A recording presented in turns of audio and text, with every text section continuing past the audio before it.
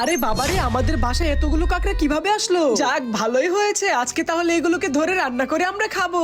আরে বোন, কি বলতেছিস? আমার তো কাঁকড়া দেখে ভয় লাগতেছে। আরে এগুলোকে ভয় পাওয়ার কিচ্ছু নেই, এগুলো সবাই খায়, তাই আজকে এগুলোকে আমি মজা করে রান্না করে খাবো। আর শোন, তুইও যদি খেতে চাস তাহলে বল, তোর জন্য আমি অনেকগুলো মজা করে রান্না করব। আমি খাবো না, আমি গেলাম। আরে মা, তোমার মেয়ে তো আমাদের বাসায় কাঁকড়া দেখে বলতেছে এগুলো রান্না করে খাবে। বন্ধুরা, তোমরা যদি লিচু খেয়ে থাকো ভিডিওতে লাইক করে দাও, আর আম খেয়ে থাকলে চ্যানেলটিকে সাবস্ক্রাইব করে দাও, এবং তুমি কোন ক্লাসে পড়ো সেটা কমেন্টে লিখে দাও। শোন, ওর যদি রান্না করে খেতে মনে চায় ও খাক, তোর ইচ্ছে করলে তুইও খা। না, আমার খাওয়ার ইচ্ছে নেই।